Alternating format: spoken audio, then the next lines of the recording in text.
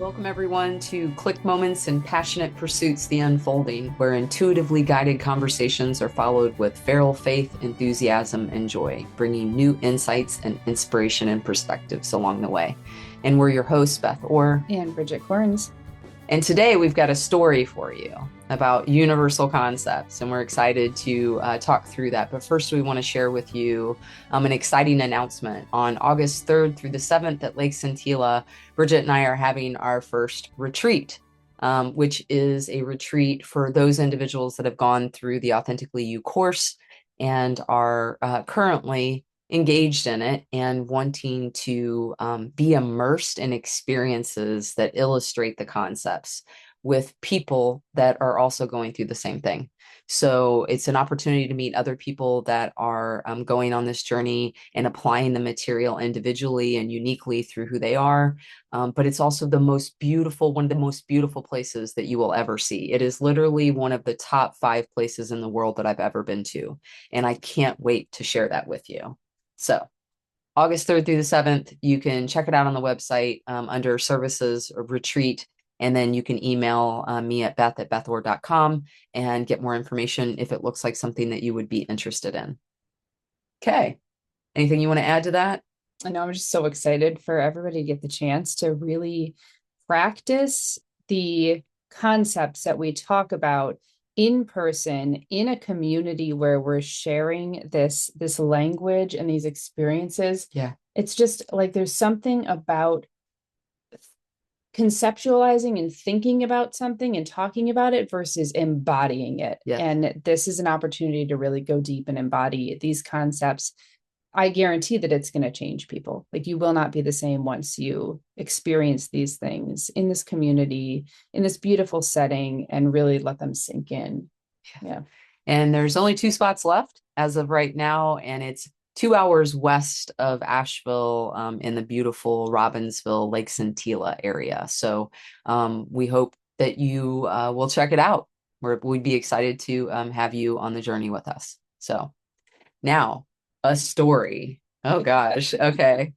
So this is something that happened about a week ago, a little less than a week ago. And it's so incredulous to us. And then we've shared it with folks, and they have different interpretations of what might be going on, because we always have different interpretations given our line of sight and our experience of what's happening. So we always want to know what people are thinking, because you might have a slight nuance that contributes to a bigger, expanded understanding of what's happening. So, you want me to start? Well, I would love to do a visual here since we Okay. do have YouTube. This story has to do with a ring and a glass. So there's your contextualization. Ooh, Your ring and glass. Okay. Go for it. Okay. So, last week I am downstairs in the living room and I'm looking for this glass. I'm like, where's my cup? Where's my glass? And you are doing what downstairs? I had just washed my hands in the bathroom and I'm drying my hands, and I notice as I'm drying them, my ring is not on my finger. And my heart sinks because this ring carries like deep meaning. It's super meaningful, and I was just immediately like, oh my God, what did I do? Did it go in the sink? You're in a bathroom, so you're assuming the worst. Did I flush it down the toilet? Did it go down the drain? Because if it's any of those things, it's probably gone. Right. So I run back up the stairs, and as I'm running up the stairs, I am running down the stairs. So there's a landing. There's a floor here, there's a floor down here, and then there's like steps that go from here, like 5 steps that go down. And so we're meeting at the steps, right? I'm getting ready to go down and she's getting ready to come up. And I am saying, while she's saying, I'm saying, have you seen my cup? and I'm saying, have you seen my ring? So we say this at the same time. simultaneously. So have you seen my cup? And have you seen my ring? Same time. Okay. And so I'm like, that's weird. We've never come to each other at the same time and said the same thing. but slightly nuanced. So I've lost something and she's lost something at exactly the same time. But the theme is it's a little bit different. Right. And we talk about this in our group. Like we talk about this, like we have different themes that we talk about in our Tuesday night Authentically You community. And just recently we were talking about that topic, right? Where something happens relatively simultaneously, or the theme is the same. Right. So it's losing interesting. something. Yes. Yeah. Or seeing an object. Exactly. So we both see, we both notice the moon at the same time, and we have a similar type of thought, right? And not just between the two of us, but other people that are on the group. So we're having this experience and we realize, well, that's weird. So we have a little bit of timeout in the looking for the object because we're like, whoa, that's weird. Yeah. Yeah. I think there was like a laugh there because it was just like a little comic relief to the situation of how did we both, like, just the timing of it was so strange. Right. So it was like, okay. Now, and you'd been looking for several minutes and I'd already been looking. It's not like I jumped to it. So I've already looked around and I've looked all over and I don't see it.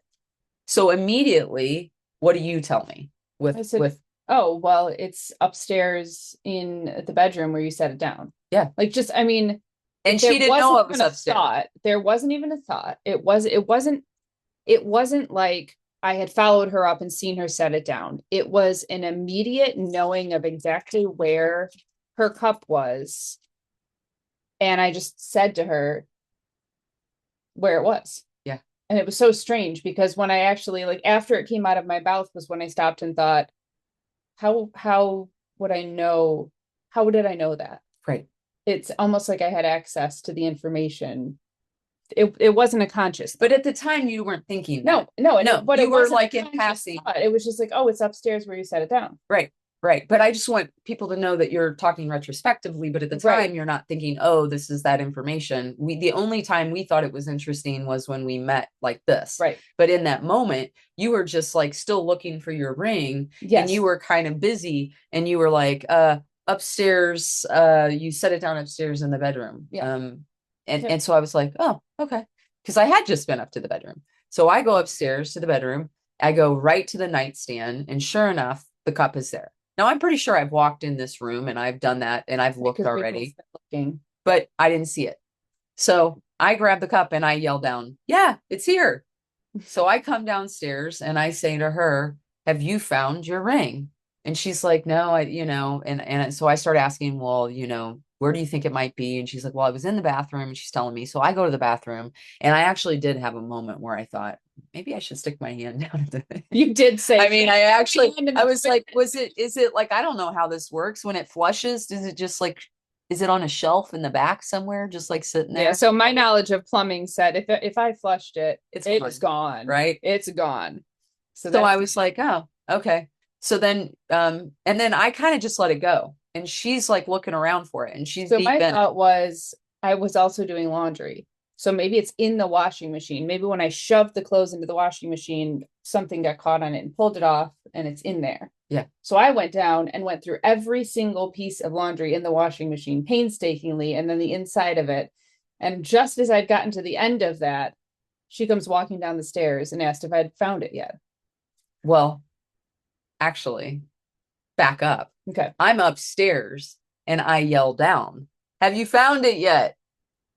But so I could figure you could hear it. Have you found it yet? And you're like, no. And in my mind, I'm like, it's down there.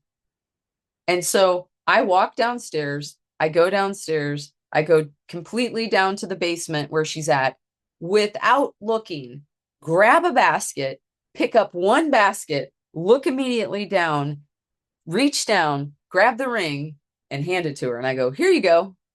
But it happened so quickly from my perspective that it felt like I heard you come down the stairs. I heard you move the basket and you have the ring in your hand. Yes. It happened so quickly. In that moment, I thought, you're screwing with me. You had my ring the whole time. And you're like, yeah, look, I have it. Yeah. And I really thought because it happened so fast that you were playing like a trick or a joke. Yeah, no.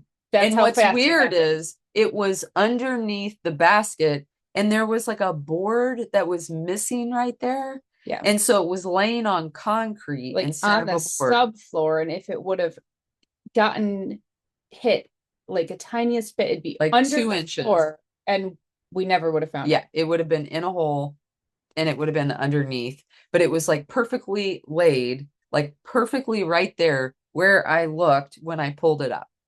Yeah. So, and some part of me knew that whenever she said downstairs, in my mind, I had thought it's downstairs, but I thought she had it. So I thought she was going to pick it up super easy and it was going to be quick. And I had that thought. I was like, oh, this is just, she's going to go down there and she's going to get it. So I don't need to get involved because she's got it. But instead, that's not what happened. But yet I knew that's where it was. But yet it wasn't like I was like, oh, I know where it is. I didn't, it wasn't that kind of a sensation. I also didn't think it was lost. We forgot to mention that you had gone down there and I said you came back up before then. You went down looking, then you said it wasn't down there. Yeah. And I said, are you sure it's not downstairs? And before you did that, I actually pulled off my ring and said, here, take Yeah. mine. Yeah. I was like, it's not a big deal. Like it wasn't a big deal to me. Right. And so I wasn't upset about it, even though it was special. And of course I would have been disappointed, but yet I wasn't disappointed because I didn't feel like it was lost. Yeah. And I didn't think it was lost because you had it in the house somewhere.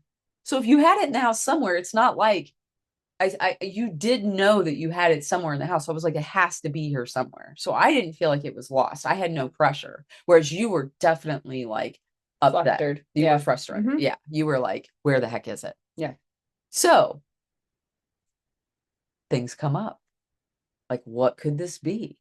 What kinds of universal concepts even like come to our mind when something like this happens, right? Yeah. Like several different things come up, and it's going to be through the lens of what it is that you would consider this to be. Some people are going to be like, oh, it's a coincidence, complete coincidence. And if you say it's coincidence, it's coincidence, and that's what it will be to you, right? Yeah. I mean, you could probably say that it was luck. Somebody could say, oh yeah, it was just luck, you know. There's a whole number of things, but several things came up for us. So you want to start with kind of what kind of came up for you? Well, I just want to address the coincidence and luck thing because what we know now about the workings and the structure of our universe is that we live in a very mathematically integrated and precise universe. Correct. I mean, to such an extent that we don't have the ability, even our computers and our minds don't quite have the ability to understand how we're learning more and more and more about how our universe works all the time, constantly. So what I think about that is that we've found a very safe and convenient way to explain things so that we can feel like we understand them. Because it's scary to live in a universe where we don't understand how everyday things work. It'd be really strange if I set my cup down on this desk and it just went through the desk, right? But we live in such a universe that we have come to put boundaries around how we think things work and explain things with words like luck and coincidence because it's easier for us then to function in this world where things work a certain way. Oh, it's luck or coincidence. It's convenient and safe. But what I believe about those is that we don't understand the workings of what goes into making something a coincidence. Coincidence just means two things that are occurring at the same time. So that doesn't actually say that it's random and not related to anything. It's definitely something. And given the way that our universe works in this quantum way, I think that there is actually a deeper, more involved concept occurring underneath like the surface of these things. So my thought with it was that we are bombarded by probably billions of bits of information every moment. And our brains are only capable of consciously taking in, I don't know, hundreds, thousands of them per moment. So what I'm talking about is My brain is currently seeing the colors on the walls, the shape of that art, the breeze that's blowing. I hear the birds. I see my dog. I can feel this underneath me. I'm talking. I hear my voice. I'm There's depth breathing. perception to about 150 different There's objects. so much going on, Yeah. but we don't, in order to function, our brains block out what's not important. Yep. Even though we are taking it in. Right. So there's so much information subconsciously being absorbed by our brains and like cataloged that there's so much beyond our perception that's occurring every moment. So of course, when my ring fell off my finger, it would have made a noise. And we drop tested it earlier because I wanted to know, would it have made a noise that I would have heard? And it definitely made a clanging noise from the distance that it would have fallen against a wooden floor.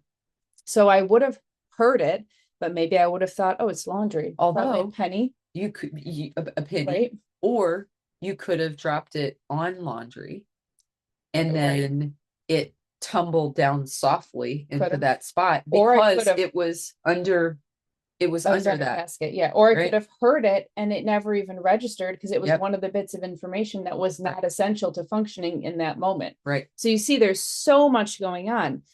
But in any case, we know my brain would have registered everything that was happening in that moment, even if I wasn't consciously aware of it. Same goes for you. Yeah. Setting down your glass wherever you set it down. I know I'm the same way. I put things down all the time and don't know where I put them because my brain was going, oh, I'm going to go get my purple socks from my laundry basket. So I'm going to set this here and grab those. And then 20 minutes later, I come up to my closet and my coffee's sitting on the shelf in my closet because I said it and wasn't thinking about that. Right. My brain was 10 steps ahead. Right. But what I think happened, and this is my theory of it, is that both of our brains registered where those objects were, but not consciously. But we also know that when you have deep connections with people, your brains and your bodies are able to share energy and information across spaces and times. Right. And without physical boundaries. Correct. So it's just like if you're sitting with someone who you love having dinner and you realize that you were engaged in information sharing with them, but neither one of you said a word, but you know what they were thinking or feeling. So it's just like that. That happens all the time. Right. Same thing with this. It's like I had access to that subconscious storage of where you set the cup. And it's like you had access to the moment where I lost the ring and where it would be. And so that's my theory, is that we actually were able to access because there was no resistance to that information. And I'd love for you to go deeper on that, the resistance and the desire and how that blocks things. Yeah, right. I've got so many different things to say. I'm not surprised. So first of all, I think it's important to say also that every single bit of information, every single object has an energetic frequency that is unique. So when I think in my body, cup, and I'm setting it down, it leaves an imprint that I don't understand what that looks like. But in the universe, it's like an algorithm. It's like a specific vibration, and it can be read in a very specific way beyond my understanding. I have to give words to it, right? So to me, it makes sense because I give words to it. But in the universe, it's a vibration, right? And so I also think that if I put it somewhere, to your point, it was unconscious. I just did it. It wasn't part of what in that moment that I needed to retain for what I was doing. Right. It was a catch and release. I had it. I put it down. It was unnecessary anymore. I didn't make a mental note of it, but it was still known in my body because I had the experience of actually setting it down in a present moment, but my mind didn't have the conscious understanding that I was doing it. Right. So I think I set it down. It was in my energy, but because I went downstairs and then wanted it, my wanting it put resistance, because I had a need for it. I started to have something. We know that when we want something, it actually says it's not with me right now. It implies lack. Lack. Yep. And so it keeps us from it. So my desire for that cup was actually keeping me from it. And you guys know this in your own lives. It's when you have keys that you lose and you have to get out the door right now because you're going to be late to work. And the more late for work you are, the increased anxiety you have, the further you're getting from your keys because you are not in the state of mind to find your keys. Mm-hmm. It's like when you take a break and you go, where would I keep my keys? Where could they be? That you finally find them. But it's not until you have calmed down and you've gotten yourself in a space of not needing it or having less pressure towards it that you'll actually find it. So I think that's some of what happened is that both of us had these energetic knowings in a present moment that was information that we didn't consciously process, but was in us somewhere. And then because we have a close connection to each other, I had access to that energy in you that you didn't have access to because I had no desire to find it because I didn't think it was lost. I wasn't worried about it. I thought you'd find it, right? And then you didn't have a need to find my glass, right? So I think there's something, to that. But I think the other thing that it could be besides, let's just say, and in addition, because it's all true. It's all happening at the same time. But then that resistance comes from the desire. It's like desire, we know on the energetic frequency scale is like a low level like experience. And so it's like, I think it's like a 100. Yeah. Desire is like a 100 on the Hertz frequency scale. So it's down there with like guilt and shame and anger and what's the other one? Like apathy. Yeah. Yeah. I mean, it's like way the heck down there, desire, right? So it's a low frequency thing that is keeping us from that object. But the other thing I was going to say is that I think it's super interesting the piece about how it happens simultaneously. Mm-hmm. We've been noticing with our group of people that themes will happen within 48 hours. So that the working hypothesis that we have is that when you start to have regular contact with people and they become part of your web, which is basically they're energetically intertwined with you, right? Because you have regular frequency with each other, then in that time, we're noticing that when somebody shares a story without us knowing on the wins on Tuesday night, without us knowing that the other person has experienced it, we can track down with everybody else in the group that within 48 hours of that happening to that person, everybody else in the group had that theme happen to them. Yeah. So it's a different experience with that theme, just like I lost a cup and you lost a ring, but it's still losing something. And so whatever it is, the topic that somebody shares, everybody else is like, that's weird.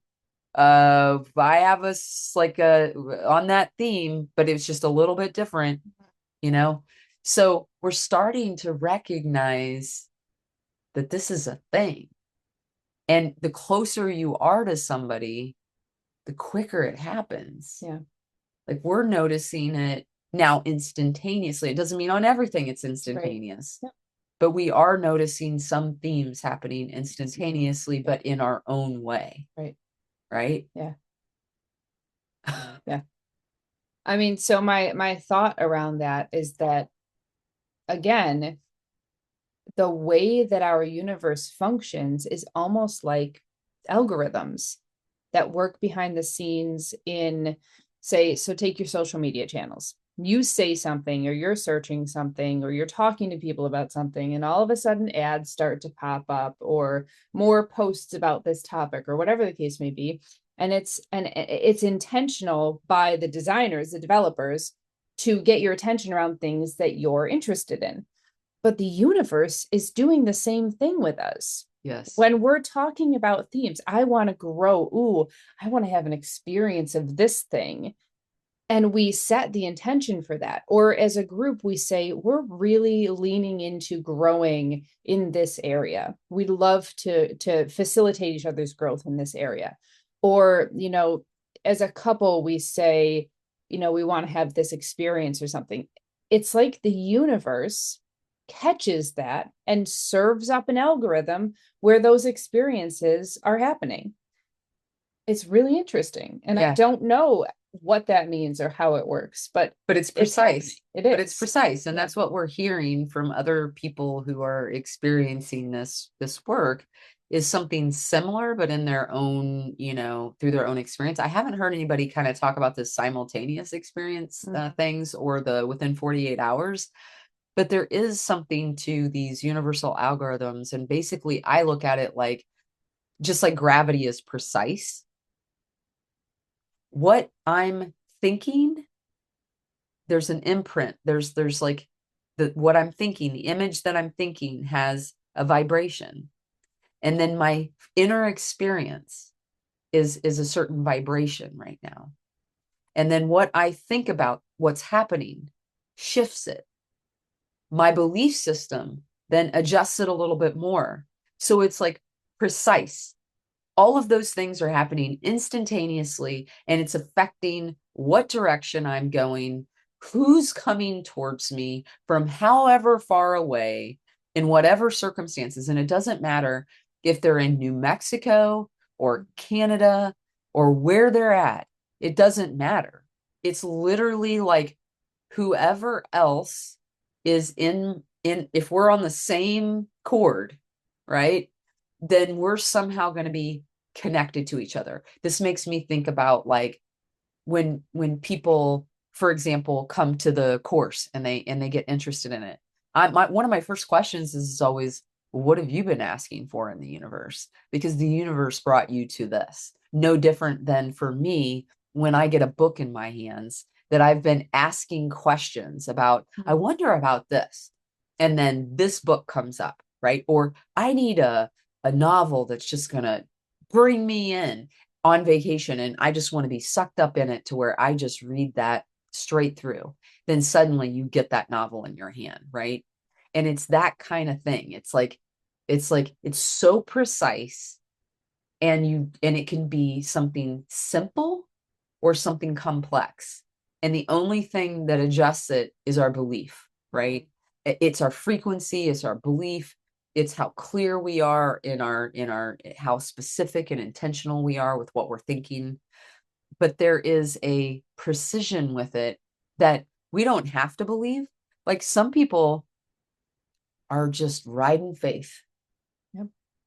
I like my great grandmother was like that. She just had faith in everything, right? And because her faith was so, and I'm sure it wasn't like that her whole life, but as she grew into her faith, that faith was just very precise. Whatever it was, she just knew that it would come to her in perfect timing. But I think that's what we're cultivating is through a relationship with the universe. We're cultivating that faith just like we would in any relationship. Yep. It takes drops of interactions, and to say that we should do something or we should believe, I think, how do I say this? It disrupts the flow or the natural occurring of that relationship. Like I want to go through the work of developing a relationship with the universe. I don't want it to be something that I'm like, I'm just going to flip a switch and it's just going to be like somehow faith is this, faith is like, what's the word I'm looking for? It's like people act like it's the ultimate. It's the best thing you can do is have faith where you just flip on a switch. But isn't that on the same thread as denial? Where you just deny that anything's happening and you say this isn't happening. Full faith is like full belief that it is going to happen. I mean, what about the relationship right, and it the would be just unfolding? like a human relationship where it's just like a blind trust of Yes. someone. Yeah, Yeah, no, you can do no wrong. Everything's perfect all the time. exactly. Yep, totally trust you about everything. Versus Doesn't sound healthy. let's develop, you know, it's a A back and trusting forth. relationship. Right, right, right. This is Yeah. how I want to grow. Can you support me in that? And then we become partners in that growth, because the universe is, I mean, beyond anything that I could explain, but is this living being, dwelling, growing thing, consciousness, this support system, this energy. So it's not static, it's very dynamic. Yeah. And by saying you just have faith, period, that just engages in a very static, and it's fine. It's a relationship. There's nothing wrong with that. If that's your level of growth, then that's good. That's what's for you. But what we're talking about is going deeper into this relationship and wanting to grow with each other and develop something that's more dynamic. Yeah. Yeah. I kind of, it feels like uh, being willing to witness the universe's magnificence, right? Like it's like, ooh, like when I really deeply get something about the universe, I'm like, whoa, oh my God, that's cool. Like it's almost like you see some part of a partner or a person and you witness it and you're like all geeked out on it because you're like, instead of being like if you were to say to me, like you saw something that I did and you're like, yeah, that's just her, as opposed to, yeah, that's how she is, you know? I mean, it's like, where's the wonder, Yeah. you know? And I love that witnessing because it feels, um, it deepens that relationship Yeah. because it's like that awe Mhm. and genuine respect, right? So that's the story. And I'd be interested, I don't know if you have anything to add, but I'd be interested, do you agree with some of these concepts? How have you seen some of these concepts maybe alive in your own life? Have you noticed simultaneous events that have happened? And Yeah, please share. was it with people that you were the closest to, or maybe it was with people that you weren't close to at all? And that was interesting. I want to more deeply understand that. Or if there's something that you noticed from a universal perspective or took a different way, share it with us. Drop it in the notes, Yeah. in the comments. We would love to hear. But we just wanted to share that story to illustrate some of the concepts that we're kind of grappling through and see what you guys think. Yeah, and I don't dig in my heels on any explanation. I'm No. such an information geek that, like, if you have a totally different explanation, I want to hear it, and I want to absorb that information too. So, we give explanations of how we see things just to say we're all totally different. The way that we see these things and the way that we explain these concepts are going to be completely different, and we love that. We think that's so cool. So, yeah. Awesome. Thank you to Melissa Moss for our cover art. You can learn more about her at melissamossart.com. And thank you to Cloud Cult for our intro and outro music from their song, There's So Much Energy in Us. Learn more about them at cloudcult.com. And to all our listeners and viewers, we wish you peace, love, and light.